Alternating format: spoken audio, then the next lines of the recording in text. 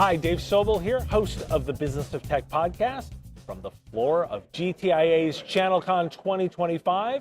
Thanks to our event coverage sponsor, Movilla. They are having a fantastic project management tool, all AI powered. Visit them at movilla.com. I'm joined today by Robert Buda. You go by Bob. He is the founder and president of Buda Consulting. You're focused on the data management space. You've done a bunch of database administration, security, data thought leadership, and you're involved with GTIA on one of the councils. Bob, welcome to the show. Thanks. Nice to be here. Now, I wanted to kind of dive right into some of the thick of it, because one of the areas that I find most interesting about our current inflection point, we're all talking AI, is that data is foundational for that. And most organizations have not done any of the prep required to be ready for that. And you had some of this conversation on a panel yesterday. Give me a little bit of sense of your feeling of the state of play as it regards to data readiness. Sure. So I think I'm pretty biased about this because of my background. I've been in data management for 30 years, and I've been through many different generations of technology change. I feel that the principles of data management really stay the same, and I think even in the AI world they are the same. What's changed is the volume, the speed at which we need to respond to the new technologies. That's really difficult, but the fundamentals, I think, haven't really changed. Everything's become more important because of the speed. So, things like ensuring data quality, I think, is more important now than before. But not everyone agrees with that.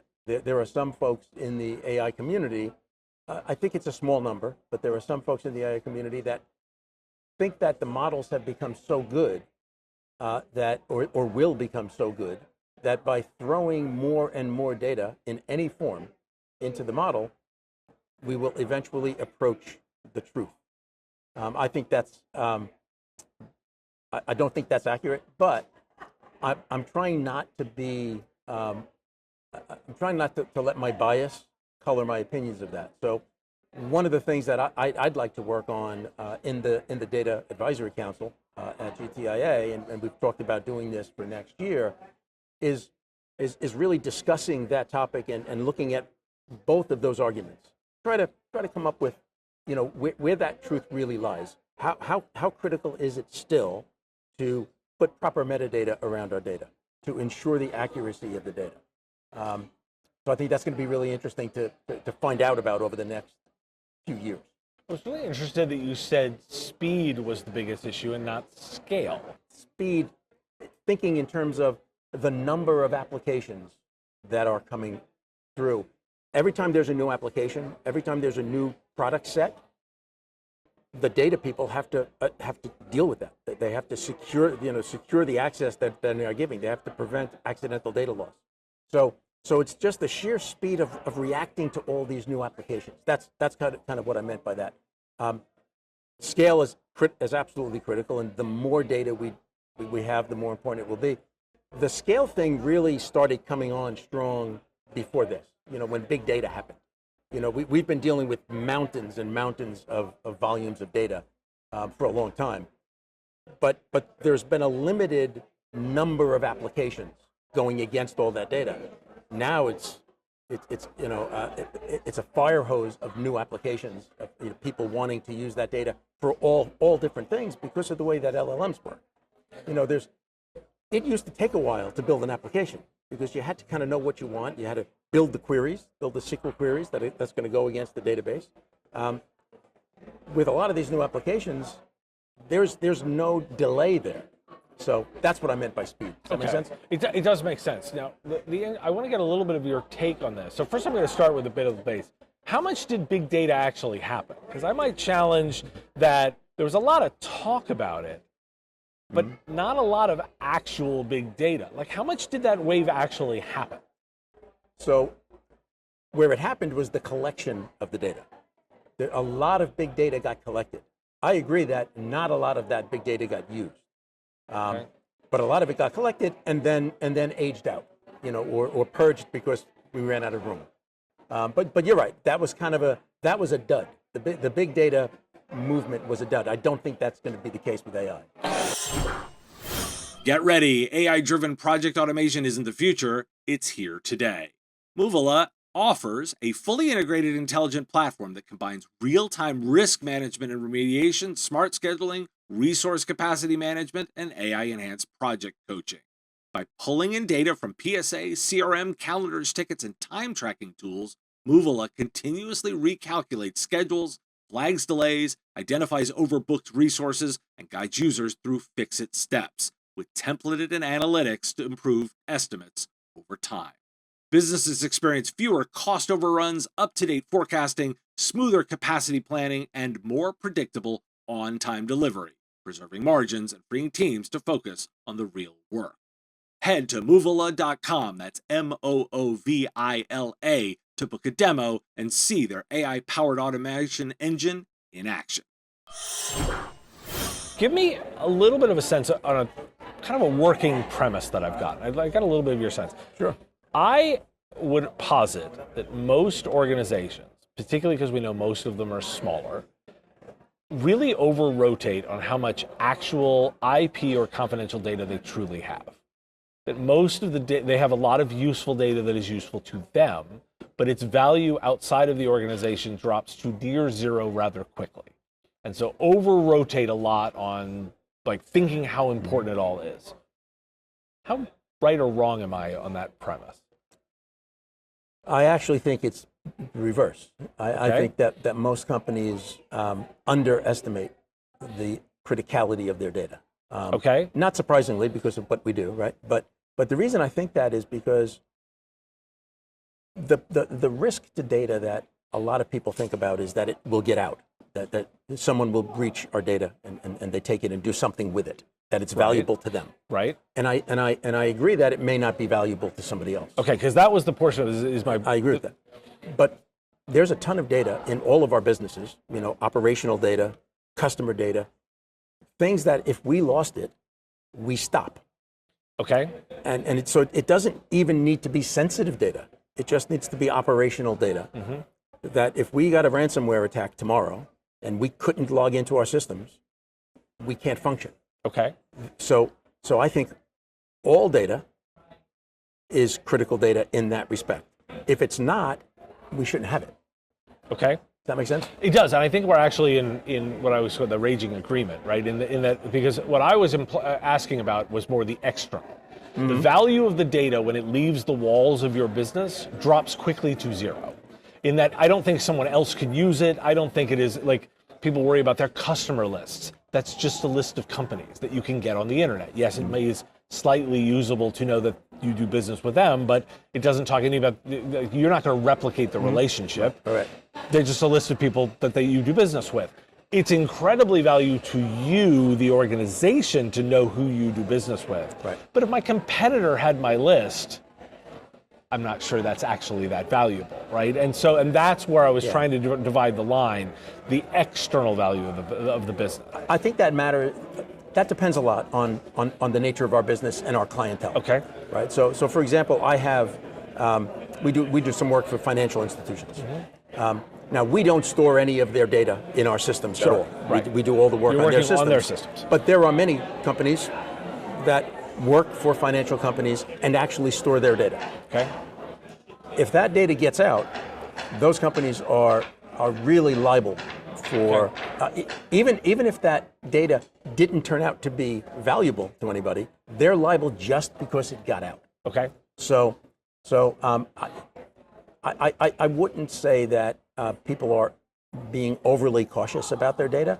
I think we need to be realistic about it. But I think more companies err on the side of being not cautious enough. That's my opinion. Well, you've warned about false sense of security in this space in several areas. Like, right. Where are the biggest red flags right now where you think people are not spending enough time on that they should? So I think two things. Number one is the accuracy part, that we talked about earlier. I think that we tend, the GPTs of the world do such a good job of communicating and of making us feel like they gave us the right answer, that there's a risk that we become complacent and we just believe that answer. And that risk is a certain level when we use public GPTs, right? Mm-hmm.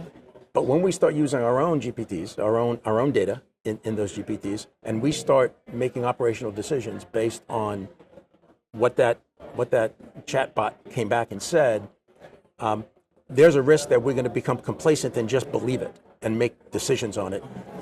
And that's why it is super critical that we make sure the data is very, very valid.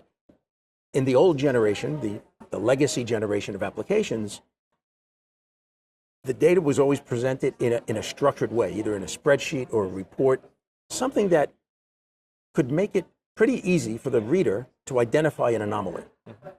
That goes away with GPT. You're no longer saying, give me a spreadsheet with all these things. You're saying, give me the answer to this question. So you don't have as much of a reference point to say, is that a valid response?